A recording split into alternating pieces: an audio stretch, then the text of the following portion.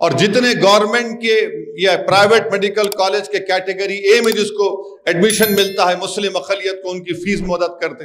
میرے کو پتا ہے کہ اس سال ہم لوگ 100 مسلم بچوں کی فیس کا انتظام کیے.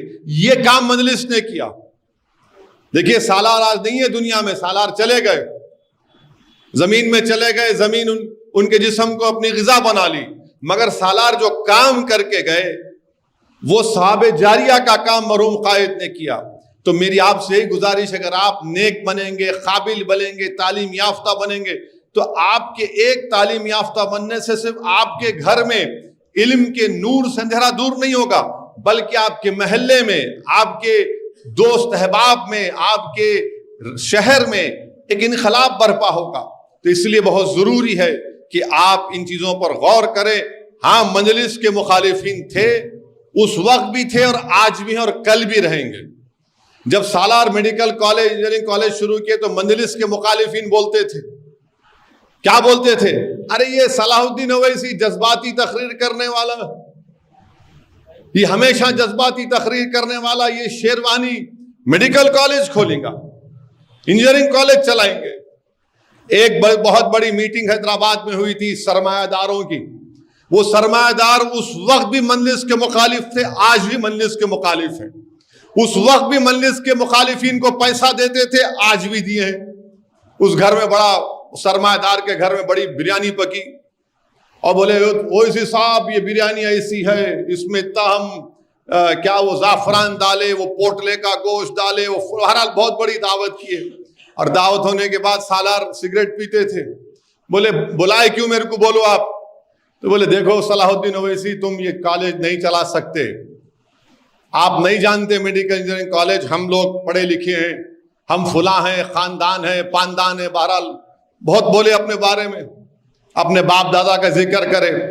تو سالار بولے ٹھیک ہے، ایک وقت بتائیں گا تم لوگوں کو، میں چلا پاؤں گا نہیں چلا پاؤں گا.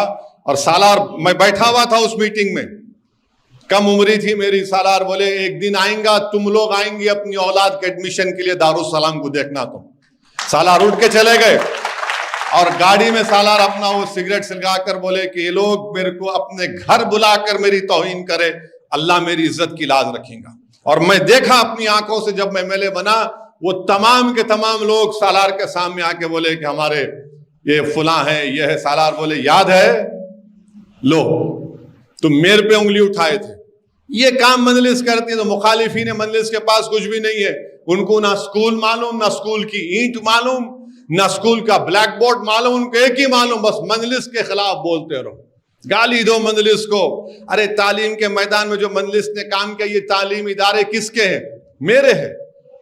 میرے مرنے کے بعد متروکے کے طور پر میری اولاد میں نہیں، یہ آپ کا ہے، آپ اس کے مالک ہیں. یہ قوم اور ملت کی امانت ہے.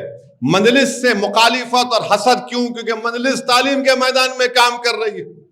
یہ کچھ نہیں کر سکتے، یہ صرف چندہ لے سکتے. دے چندہ بابا، ان کے نام پہ دے دے، ان کے نام پہ دے دے. ارے ایک سکول تو بنا کے بتاؤ، ایک سکول میں بلیک بورڈ بنا کے بتاؤ، ٹیچروں کو رکھ کے پڑھا کے بتاؤ. مجلس اسپتال چلا رہی ہے، 2 اسپتال مجلس چلا رہی ہے حیدرآباد میں.